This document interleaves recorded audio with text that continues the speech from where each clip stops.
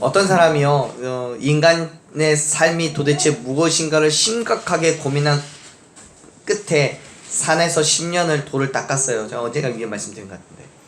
하지만 10년 동안 아무리 돌을 닦아도 뜻을 모르겠는 거예요. 뭔지 모르겠어요. 해답을 못 찾았어요. 그래서 허무한 마음에 산을 내려가기로 결심하고 내려와요. 짐을 바리바리 싸들고 터덜터덜 내려오는 길에 이제 배고픔을 느끼고 산의 끝자락에서 등산객들을 위해 마련된 그 포장마차를 발견하고 반가운 마음에 달려가요. 뭐 좀 먹어야지. 포장마차를 보는 순간 그 사람은 삶에 대한 의미를 깨닫게 돼요. 왜요? 거기 써 있어요. 삶은 계란. 이렇게. 삶은 계란이라고요. 여러분, 예수 그리스도를 믿는 사람은요, 이 계란을 통해서 예수 그리스도의 죽으심과 부활하심을 배워요. 인생은요, 삶은요, 예수 그리스도의 죽으심과 부활하심을 인정하고 믿을 때 그때 가치가 있는 것임을 믿으시기 바랍니다. 웃자고 한 얘기였지만 여러분 생각해 보세요. 10년을 그렇게 힘들게 돌을 닦았지만 얻은 것 하나도 없이 산을 내려올 때 그 사람의 마음은 어떻겠냐고요. 그 허탈함과 그 괴로움과 그 불편한 마음은 이루 말할 수가 없죠. 이제 삶을 끝내야 하나 라고 생각을 할지도 모르겠어요. 그런데 그 사람에겐 오히려 그 괴로움의 시간이 기회가 되었다는 것이 분명해요. 왜냐하면 그렇게 괴롭고 힘들었지만 그 괴로움을 감당하며 산을 내려왔을 때 이 사람은 삶의 진리, 그게 뭐예요? 삶은 계란이라는 사실을 깨닫게 되는 거잖아요. 그렇기 때문에 저는 자신 있게 여러분들에게 말할 수 있습니다. 우리 한번 따라해볼까요? 괴로움이 기회입니다. 하면 돼. 괴로움이 기회입니다. 괴로움은 기회인 거예요. 우리가 괴로움을 통해서 무언가를 발견할 수 있는 기회가 되는 거죠. 바울이 1차 전도 여행을 성공적으로 마치고요, 이제부터 약 3년간에 걸쳐서 2차 전도 여행을 떠나게 돼요. 이곳에서 바울은 매우 상반된 두 가지 경험을 합니다. 바울은 환상을 통해서 마게도니아로 보내신 하나님의 메시지를 받고 디모데와 실라와 그리고 사도행전을 기록하는, 누가 기록해요? 사도행전을 기록한 사람이 누구예요? 누가예요. 누가. 네, 누가라는 그 의사인데요. 원래 의사였던 사람인데 이 누가라는 사람을 통해서 전도단을 조직하고 떠나요. 그리고 마게도니아 지방의 첫 번째 성인 빌립보에 이르게 됩니다. 이곳에다가 바울의 일행은 루디아라는 자색 옷감을 장사를 하는 여인을 만나서 이 하나님을 섬기는 여인을 통해서 빌립보 교회가 시작이 되는 놀라운 역사를 이뤄내죠. 이곳을 기점으로, 이 빌립보성을 기점으로 바울은 전도 사역을 해 나아가고 있던 어느 날이었어요. 길을 가던 바울의 일행은 한 여자를 만나요. 그 여자를 16절에서 이렇게 이야기를 해요. 16장 16절 말씀, 우리 읽진 않았지만 함께 한번 보죠. 16절 읽습니다. 우리가 기도하는 곳에 가다가 점치는 귀신 들린 여종 하나를 만나니 점으로 그 주인들에게 큰 이익을 주는 자라. 아멘. 이 여자, 바울의 일행이 만난 여자는 점을 치는 일을 하는 사람이었어요. 성경은 분명하게 이 점을 치는 일이 어떻게 된다라고 얘기해요? 귀신 들렸기 때문에 가능하다고 말해요. 16절에 써있잖아요. 귀신 들린 여종이라고요. 귀신이 들렸기 때문에 점을 치는 일이 가능했던 이 여자를 만났는데요, 그 여자는 이 일로, 점을 치는 일로 주인들에게 큰 이익을 주었던 사람이었어요. 다시 말해서 우리 속된 말로 얘기죠. 용한 점쟁이였어요. 귀신 들린 점쟁이. 장사가 잘 됐어요. 귀신 들린 이 여인은 바울의 일행을 보자마자 계속 따라오면서 말해요. 뭐라고 말해요? 17절 말씀 같이 읽어봐요. 그가 바울과 우리를 따라와 소리질러 이르되 이 사람은 지극히 높은 하나님의 종으로서 구원의 길을 너희에게 전하는 자라 하며. 아멘. 귀신은 바울과 그의 일행을 보고 알았던 거예요. 그들이 하나님의 종이라는 사실을 알았어요. 그리고 그들이 전하는 그 하나님의 복음이 구원을 얻게 되는 그 구원의 길이라는 사실도 알았어요. 그렇기 때문에 그 사실을 계속해서 따라다니면서 말하는 거예요. 지금 이 상황이 어쩌면 바울의 입장에서는 이 점치는 여종의 외침이 그다지 거북하지는 않았어요. 왜냐하면 비록 이 여종이 귀신 들려있는 사람이기는 하지만 이미 많은 사람들로부터 점치는 것으로 인정받고 있었던 사람이에요. 돈을 많이 벌었으니까요. 용하니까요. 그렇기 때문에 그가 말하는 것으로 바울은 또 다른 의미에서 인정을 받았다고 말할 수 있는 거죠. 그래서 이 상황이 전도에 도움이 된다고 생각이 들었던 거예요. 적어도 그 지역 사람들은 이 여종의 말을 신뢰하고 있어요. 왜? 잘 맞으니까 신뢰해요. 그 여종이 바울과 그의 일행을 하나님의 종으로 인정하고 있고 또 바울의 선포가 거짓이 아니라는 반증을 지금 보여주고 있잖아요. 그런데요, 문제는 뭐냐면 이게 하루 이틀 일이 아니라는 거예요. 맨날 바울이 가는 곳마다 따라다니면서 이 이야기를 해요. 똑같은 말을 반복적으로 하니까 바울이 괴로워지기 시작했어요. 뿐만 아니라 바울의 눈에는 이 귀신에게 잡혀서 사는 이 여자가 불쌍하고 극렬하게 여겨지는 거예요. 그래서 바울은 여인에게서 귀신을 쫓아내버려요. 바울은 충분히 그럴 만한 능력이 있죠. 예수님께서 함께 하시니까. 귀신을 쫓아내버리고 나니까 이 여자는 자유를 얻었죠. 자신을 괴롭히던 귀신이 떠나가서 좋은 거예요. 바울은 하나님의 기적을 통해서 세상에 하나님의 역사하심을 드러냈기 때문에 충분히 만족했어요. 하지만 바울이 생각하지 않았던 문제로 인해서 바울이 괴로움을 당하게 됩니다. 우리가 같이 읽었던 말씀 19절 말씀 한번 읽죠. 여종의 주인들은 자기 수익의 소망이 끊어진 것을 보고 바울과 실라를 붙잡아 장터로 관리에게 끌어가라. 여종의 주인들이 문제였어요. 여종이 귀신 들려서 점을 쳐야 수익을 얻고 그걸로 먹고 살 텐데 이게 여종에게서 귀신을 쫓아내버리고 나니까 이제 점을 못 치잖아요? 돈벌이가 없어졌어요. 주인들이 화가 나요. 그래서 바울과 실라를 붙잡았습니다. 그래서 관리에게로 끌고 가요. 20절 말씀 더 읽죠? 상관들 앞에 데리고 가서 말하되 이 사람들이 유대인인데 유리성을 심히 요란하게 21절 로마 사람인 우리가 받지도 못하고 행하지도 못할 풍속을 전한다 하거늘. 아멘. 바울과 실라를 붙잡아서 관리에게 고소를 해버린 거죠. 고발을 해요. 주인들에게 고소당한 바울과 실라는요 어떻게 돼요? 22절 이후에서 보면 매를 맞고 옥에 갇혀요. 사랑하는 여러분, 하나님께서는 이 여종의 주인들에게 기회를 주신 거예요. 어떤 기회요? 하나님을 믿을 수 있는 기회를 주셨어요.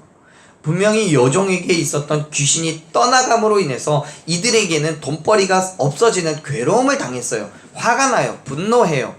하지만요, 이 일을 통해서 하나님께서 살아계시고 역사하신다는 사실을 깨달을 수 있는 기회가 되었어요. 그렇죠. 이 여종의 귀신을 누가 쫓아낼 수 있겠어요? 아무도 할 수 없었던 그 일을 바울과 실라는 했어요. 그 사람들의 능력으로요? 아니요. 예수 그리스도의 이름으로요. 그렇다면 그 사실을 여종의 주인들이 알았다면 예수 그리스도가 참 신이시고 그분이 모든 만물을 주관하시는 분이라는 거, 귀신도 이길 수 있는 분이라는 사실을 알아야죠. 깨달아야 되는 거예요. 깨닫기만 해요? 그 사실을 믿고 하나님의 백성이 되기를 결단해야 되는 거예요. 그런데요, 이 주인들은 어떻게 해요? 자신들에게 주어진 일생일대의 기회를 차버려요. 오히려 바울과 실라를 붙잡아다가 고소를 하고 매를 맞게 하고 가두게 했어요. 이 여종으로 인한 그 분노와 불만을 그대로 바울과 실라에게 쏟아버리고 있는 거예요. 하나님께서 그들에게 기회를 주셨다는 생각은 못하는 거죠. 그래서 여종의 주인들이 뭐라고 해요? 바울과 실라를 고소한 그 이유가 뭐래요? 그들이 로마 사람들이 받아들이지 못할 복음을 선포한다는 거예요. 다시 말해서 바울과 실라가 전하는 복음은 유대인들이나 듣고 믿을 만한 그들의 토착 신앙인 거지, 로마 사람들은 받아들일 수 없는, 그럴 필요도 없는, 우리는 이미 믿고 있는 게 있고 우리는 섬기고 있는 게 있는 그런 복음이라는 거예요. 그런데 여러분, 사실 그런 거 아니잖아요. 예수 그리스도의 복음은 로마인에게는 필요 없고 유대인들에게만 적용되는 그런 복음이에요? 아니에요. 예수 그리스도의 복음은 모든 사람들이 믿을 만한 증거가 됨을 믿으시길 바랍니다. 전 세대, 전 인류에게 필요한 복음이에요. 그 복음이 있어야 구원을 얻을 수가 있잖아요. 그 구원이 유대인들에게만 주어지는 구원은 아닌 거잖아요. 37절에서 바울은요, 자기가 로마 시민이라는 사실을 밝히면서 불합리한 정죄를 받았다고 말해요. 그 말은 무슨 뜻이냐면 21절에서 여종의 주인들이 말하고 있는 것, 이거는 로마 시민들은 받을 만한 복음이 아니다라고 말하고 있는 걸 반박하는 거예요. 정면으로. 다시 말해서 이런 거죠. 너희가 로마인이기 때문에 복음을 받지 않는 것이 아니라 현실에 눈이 멀어서 수익이 없어졌기 때문에 대한 보복인 거 아니냐, 이렇게 말하고 있는 거예요. 여종에게서 귀신이 떠난 그 능력을 보고도 어떻게 믿지 않을 수 있냐는 거예요. 비록 여종들에게서 귀신이 떠남으로 인해 돈벌이는 사라졌을 그 괴로움이 당한다고 할지라도 그것이 그들에게 예수 그리스도의 복음을 받을 만한 기회가 되었는데, 이 여종의 주인들은 그 복음을 차버린 거예요. 기회를 버려버렸어요. 사랑하는 여러분, 우리에게도 하나님께서는 여러 가지 방법으로 기회를 주셔요. 말씀하세요. 때로는 바울과 같은 사람을 만나게 하셔서 우리를 권면하시기도 하고요. 때로는 우리의 환경을 통해서 하나님의 역사심을 알게 하십니다. 그런데요, 우리가 인식하지 못해요. 무시해요. 왜요? 여종의 주인들처럼 수익의 소망이 끊어진 것에만 우리가 눈이 초점이 맞춰져 있기 때문에 그래요. 복음을 받아들면 포기해야 하는 세상에 많은 것들이 있기 때문에 그래요. 그래서 그 권면을 듣고도요, 또 하나님의 역사심을 보고도요, 그냥 못 들은 척하고 못 본 척해요. 우리는 그러지 않아요? 사랑하는 여러분, 정말 하나님께서 저와 여러분에게 말씀하고 계시는 게 뭡니까? 또 우리의 환경을 통해서 보여지고 있는 하나님의 역사심은 무엇입니까? 그것을 통해서 우리가 뭘 깨닫기를 원하고 계시냐고요. 사랑하는 여러분, 예수 그리스도의 구원이 저와 여러분에게 있음을 믿으시길 바랍니다. 오늘도 주님은 우리에게 말씀하시고 구원을 얻을 기회를 주고 계세요. 세상이 볼 때에는 그것을 괴로움이라고 말할 수 있고 아픔이라고 할 수도 있을 거예요. 왜요? 세상 사람 지금 이 시간에 뭐예요? 다 집에서 쉬어요. 놀러 가거나 즐거운 시간들을 보내요. 근데 우리는 가족들 다 두고 점심을 먹든지 말든지 모르겠고 교회 와서 우리 함께 예배하고 지금 이 시간 보내잖아요. 피곤한데 아침에 일찍 일어나서 다 챙겨 입고 오시는 거잖아요. 세상 사람들이 볼 때는 괴로운 거예요. 하지만요, 사랑하는 여러분, 그 괴로움이 하나님께서 우리에게 허락하시는 기회임을 믿으시기 바랍니다. 그리고 그 믿음으로 주님 앞에 나아가기를 간절히 축원합니다. 우리에게 그 믿음이 있어야 되는 거예요. 하나님께서 주시는 그 기회를 붙잡을 수 있는 믿음이 있어야 되는 거예요. 하나님께서 여종과 그 주인들을 위해서 바울을 보내셨고, 또 그 여종으로부터 여종을 귀신으로부터 구원해 내셨다면 그 모습을 보고 주인들도 하나님 앞에 굴복했어야 하는 거예요. 하지만 그렇지 않아요. 그들에게 주어진 기회를 놓친 거예요. 사랑하는 여러분, 혹시 지금 힘드세요? 여러 가지 것들로 괴로움이 있으세요? 지금이 기회인 거예요. 구원을 받을 기회, 은혜 받을 기회예요. 믿음으로 그 기회를 붙잡으시기를 축원합니다. 그게요, 아무에게나 또 아무 때나 주어지는 게 아니에요. 나에게 주어진 순간 잡아야 되는 거예요. 기회는 언제 또 올지 몰라요. 성경은요, 이렇게 기회를 놓친 여종의 주인들을 이야기하지만 반대로 그 기회를 단단하게 붙잡은 사람도 우리에게 가르쳐줘요. 이 사람이에요. 바울과 실라가 감옥에 갇혔을 때 그들은 지금 이 상황을 원망하고 불평하고 있었던 게 아니에요. 그들은 하나님께 기도하고 찬송했어요. 말씀을 보면 이렇게 얘기를 해요. 25절 말씀이요. 같이 한번 읽죠? 한밤중에 바울과 실라가 기도하고 하나님을 찬송하며 죄수들이 듣더라. 아멘. 바울과 실라의 기도와 찬송을 많은 죄수들이 들어요. 그냥 조용히 속삭 하면서 자기들끼리만 얘기하고 있었던 게 아니에요. 뭐 소리 외쳐서 하지는 않았을지는 모르겠지만 적어도 다른 사람이 들을만 했어요. 다 들려요, 주변에. 물론 바울과 실라의 기도와 찬송이 누군가가 들어주기를 바라고 하는 것은 아니에요. 그들은 그냥 오로지 하나님을 향한 기쁨과 감사의 기도를 하고 있는 거였고 또 그걸 찬송하고 있는 거예요. 비록 매맞고 감옥에 갇히는 괴로움을 겪고 있는 중이지만 오히려 하나님께 기도하고 찬송하고 있는 거예요. 어떻게 그럴 수 있어요? 어떻게 지금 이 상황이 나에게 괴로움이고 매맞은 아픔과 고통이 있는 건데 하나님께 기도하고 찬송할 수 있냐고요. 하나님께서 그들 가운데 행하실 일을 기대하니까 그게 가능한 거예요. 다시 말해서 지금 이 순간은 괴롭고 힘들고 아플 수 있어요. 하지만 예수 그리스도의 죽으심과 부활하심을 믿는 우리에게 하나님께서 역사하시면 그 괴로움이 변하여 즐거움이 되고 슬픔이 변해서 기쁨이 될 줄로 믿기 때문에 하나님께서 행하실 일을 기대하며 찬송하고 기도도 하는 거예요. 그게 믿음이잖아요. 사랑하는 여러분, 우리에게 그러한 믿음이 있기를 간절히 축원합니다. 지금 힘들고 어렵고 괴로워도요, 하나님께서 역사하시면 그 모든 것들이 변하여서 우리에게 기쁨이 되고 만족이 되고 유익이 되는 그런 믿음이 저와 여러분에게 있기를 간절히 축원합니다.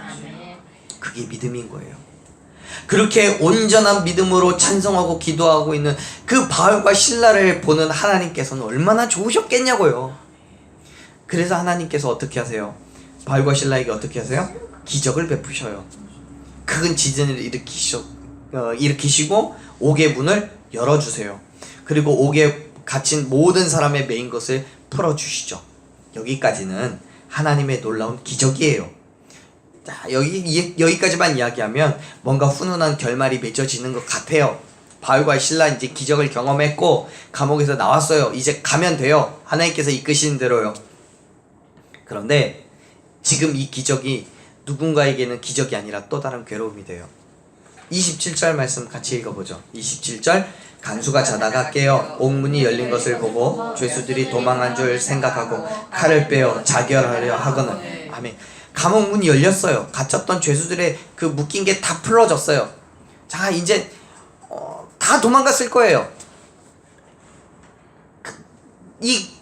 죄인들을 지키던 간수는 깜짝 놀래요. 그리고 칼을 빼서 죽으려고 해요. 왜냐하면 당시의 로마법은 감옥에 있던 죄수가 탈출해서 도망을 치면 그 죄수가 받고 있었던 만큼의 형량을 간수가 대신 감당을 해야 돼요. 혹 그 사람이 사형을 받을 만한 그런 죄수가 있었다면 죽임 당하는 거예요. 못 지켰으니까. 책임을 져야 돼요. 그렇기 때문에 지금 이 간수도요, 모든 죄수들이 다 도망갔다라고 믿었어요. 그 어려움과 괴로움, 심지어 자기의 목숨이 위태로울 수 있는 그 상황을 견디기가 너무나 힘든 거예요. 그래서 스스로 목숨을 끊으려고 하는 거죠. 그때 바울이 말해요. 뭐라고요? 28절 읽죠. 바울이 크게 소리질러 이르되 내 몸을 상하지 말라 우리가 다 여기 있노라 하니. 아멘. 여러분, 이게 웬일입니까? 다 도망간 줄 알았더니 바울과 실라가 감옥 안에 남아있는 거예요. 순간 간수는요, 이 바울의 외침이 복음이었을 거예요. 그만큼 간수에게는 이 바울과 실라가 새로운 소망이 돼요. 사랑하는 여러분, 우리에게요, 어려움이 있고 어떤 문제로 근심과 걱정 속에 있을 때 주님은요, 저와 여러분에게 말씀하세요. 내가 여기 있다 라고 말씀하셔요. 예수 그리스도께서 저와 여러분 가운데 함께하고 계심을 여러분 믿으시길 바라요.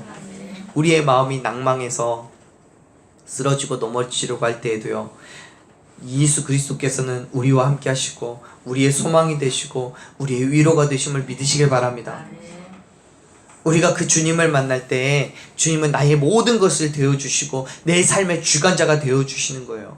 지금도 예수님은 이곳 가운데 임재하셔서 저와 여러분에게 말씀하고 계세요. 뭐라고요? 나 여기 있다. 지금 이 간수에게 바울이 그러한 거예요. 어찌할 줄 모르는 큰 근심과 고통 속에 있는 간수에게 들린 바울의 목소리는 그야말로 소망의 목소리이고 희망이 되는 거죠. 그 소리를 들은 간수는 어떻게 반응해요? 29절 30절 같이 읽죠. 간수가 등불을 달라고 하며 뛰어들어가 무서워 떨며 바울과 실라 앞에 엎드리고 그들을 데리고 나가 이르되 선생들이여 내가 어떻게 하여야 구원을 받으리까 하거늘. 아멘. 간수는요, 함께 있던 동료에게 등불을 받아들고 뛰어들어가요. 바울과 실라를 만나요.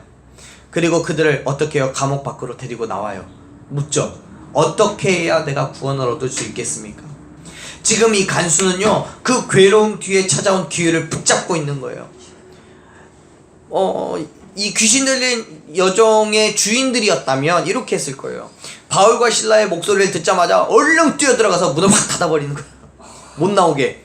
얘네들이라도 잡았다고 내가 얘기를 해야지 했을지도 몰라요. 그런데 바울과 이 관수는 어떻게 해요?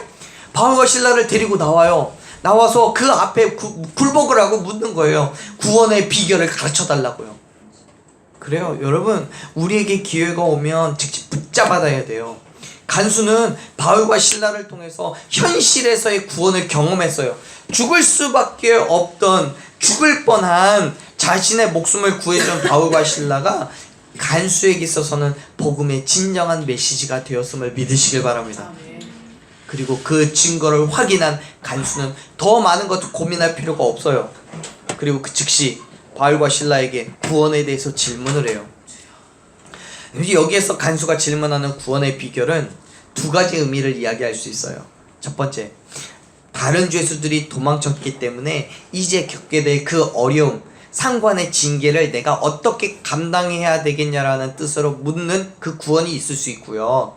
또 한 가지는 말 그대로 영적인 구원, 내가 영생을 얻을 수 있겠느냐라는 의미가 동시에 존재하는 질문이에요. 그런데 여러분, 이렇게 두 가지 의미가 존재하고 있는 구원의 비결에 대한 질문에 대한 대답은 하나밖에 없어요. 두 가지 의미이기 때문에 각각의 대답이 존재하는 게 아니라 대답은 하나밖에 없어요. 어떤 대답이요? 바울과 실라의 대답이요. 뭐라고 해요? 31절 말씀 한번 읽어볼까요? 읽습니다. 이르되 주 예수를 믿으라. 그리하면 너와 내 집이 구원을 받으리라 하고. 아멘. 바울과 실라는 간수에게 대답해요. 주 예수를 믿으라. 그리하면 너와 내 집이 구원을 얻을 것이라고요. 지금 바울과 실라가 대답하는 대로 예수 그리스도의 죽으심과 부활하심을 믿을 때 구원을 얻을 수 있음을 여러분 믿으시길 바랍니다. 영적인 의미에서의 구원은 물론이거니와 이 땅 가운데서의 구원도 얻을 수 있는 거예요. 왜요? 믿음으로 승리하는 자는 세상을 이길 수 있기 때문에 그래요. 즉, 혹 상관이 징계를 준다고 할지라도요, 믿음으로 오히려 감사하며 그 징계를 받아요. 혹 사형에 처해진다 할지라도요, 천국의 소망을 가지고 있기 때문에 감사할 수 있는 거예요. 사랑하는 여러분, 바울과 실라의 대답은요, 어떤 의미가 되었든 예수 그리스도의 죽으심과 부활하심을 믿으라고 권면하는 거예요. 사랑하는 여러분, 우리가 뭘 믿어야 됩니까? 우리 뭘 믿어야 돼요? 우리 뭘 믿어요? 예수 그리스도의 죽으심과 부활하심을 믿어야 되는 거예요. 우리가 구원을 받기 위해서 해야 될 게 뭐예요? 예수 그리스도를 믿는 거예요. 언제 믿어요? 지금 믿어야 돼요. 지금 믿으십시오. 지금 예수 그리스도의 죽으심과 부활하심을 믿으십시오. 이 일에 있어서 지체할 이유가 없습니다. 지금이 기회인 거예요. 지금이 구원을 받을 때이고 은혜 받을 때임을 믿으시길 바랍니다. 아멘. 여러분, 이 간수의 행함을 기억하세요. 귀신 들린 여종의 주인들은 구원의 기회가 주어졌음에도 불구하고 자기의 수익이 끊어졌다라는 그것만 보고 낙담하고 분노해요. 바울과 실라를 붙잡고 때리고 옥에 가두었어요. 하지만 이 간수는 구원의 기회가 주어졌을 때 바울과 실라를 붙잡아서 자기 집으로 데리고 가요. 감옥에 가둬두고 나 이 사람들은 잡아놨어요 라고 얘기하지 않아요. 그리고 바울과 실라를 통해서 그와 온 집안이 침례를 받고 구원을 얻었어요. 사랑하는 여러분, 우리에게 괴로움이 있어요? 아픔이 있어요? 그것이 오히려 기회임을 믿으시길 바랍니다. 구원을 받을 기회이고요, 예수 그리스도께서 저와 여러분을 부르시는 기회임을 믿으시길 바랍니다. 그리고 그 기회를 붙잡고 믿음으로 온전한 그리스도인 된 삶을 결단하는 저와 여러분 되기를 간절히 축원합니다. 분명히요, 괴로움은 기회예요. 하나님의 일하심을 바라볼 기회예요. 은혜를 받을 기회예요. 그런데 어떤 분은요, 세상의 만족과 자랑을 위해서 그 기회를 놓쳐버려요. 또 어떤 분은요, 세상의 유익을 위해서 잠깐만 밀어놓겠다라고 생각할지도 몰라요. 하지만 사랑하는 여러분, 우리가 놓쳐버린 기회는요, 밀어놓은 기회는 언제 다시 우리에게 주어질지 몰라요. 그리스 신화에 등장하는 우상의 모습이지만 우리에게 주어진 기회라는 것이 어떤 의미를 보여주는 건지를 좀 가르쳐주는 그림이 있어요. 한번 그 우상이지만 말씀드릴게요. 그리스 신화에 나오는 그 기회의 신이라는 그 신의 모습이 어떻게 생겼는지 여러분 아세요? 한 번도 보신 적 없죠? 뭐 우상인데 뭐 어떻게 보셨겠어요? 그 기회의 신이라는 그 카이로스라는 그 신의 모습인데요. 이 신은요 그리스 신화에서 제우스의 아들로 등장해요. 모습이 진짜 특이하죠. 앞에는 머리가 있는데 앞에는 머리가 있어요. 근데 뒤에는 머리가 없어요. 발꿈치에는요 발꿈치하고 어깨에는 날개가 달려있고요. 손에는 저울을 들고 있죠. 이 조각상의 그 밑에는요 이런 시가 새겨져 있대요. 뭐라고 새겨져 있냐면 제가 읽어드릴게요. 사람들이 나를 처음 봤을 땐 긴 머리가 앞에 얼굴을 가리고 있어서 내가 기회의 신이라는 것을 알아채지 못한다. 그렇지만 내가 기회의 신이라는 걸 알아차리고 내가 그의 곁에 붙잡아두는 자, 나를 붙잡고 있는 사람은 그 꿈과 희망을 가질 수 있다. 그런데 대부분의 모든 사람들이 나를 다시 만날 거라고 착각해서 너무도 쉽게 지나쳐버린다. 날개가 있잖아요. 그냥 지나가 버리는 거예요. 내가 그를 지나쳤을 때 그제서야 후회하면서 나를 붙잡으려고 하면 내 뒷머리는 대머리라서 잡을 수가 없다 라고 말해요. 그래서 대머리인 거예요. 뒤에가. 왜요? 나는 뒤에 있는 큰 날개와 발꿈치의 작은 날개로 힘차게 날개짓에서 다시는 그 사람을 만나지 못한다. 날아가 버리니까요. 그래서 진정 그대가 이루고자 하는 꿈이 있거든, 그대가 진정 인생의 성공을 바라거든, 내일이 아닌 바로 지금 이 순간, 바로 여기에 칼과 같은 그리고 그런 결심을 해야 한다. 그래서 저 손에 들고 있잖아요. 저울과 칼을. 저울 들고 있잖아요. 그래서 저울을 재듯이 꼼꼼하게 시간을 재어가며 저울과 같은 평정심을 잃지 않을 때 나 기회의 신, 이 신의 이름이 카이로스거든요. 이 카이로스는 그대의 영원한 노예가 되어서 그대의 꿈, 그대의 성공을 이루게 할 것이다 라고 얘기해요. 이게 기회의 신이에요. 사랑하는 여러분, 저와 여러분에게 그리고 우리 교회에게 하나님께서 주신 기회를 놓치지 않기를 간절히 소망합니다. 그러기 위해서 여러분 우리는 어떤 결단, 어떤 행함으로 나아가야 됩니까? 분명 지금 우리 교회는 그리고 또 우리 각자의 삶에는 믿음으로 인해서 주어지는 괴로움도 있고요, 아픔도 슬픔도 있을 거예요.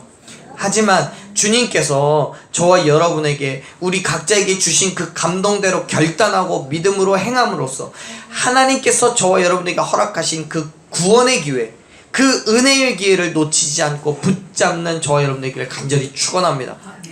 그때 우리를 통해서 이루실 하나님의 그 놀라운 계획을 보게 될 줄로 믿습니다. 기회는요 쉽게 오지 않아요. 기회는 괴로움인 거예요. 아픔인 거예요. 하지만 그 괴로움이, 그 아픔이 오히려 우리에게 기회가 됨을 여러분 믿으시길 바랍니다. 우리 다시 한번 그렇게 고백해 볼까요? 괴로움이 기회입니다. 한 번 더 해보죠. 기회는 자주 오지 않습니다. 왔을 때 붙잡으십시오. 그러한 믿음으로 저와 여러분이 날마다 세상 가운데 온전한 그리스도인 된 삶 살아가는 저와 여러분들에게 간절히 축원합니다.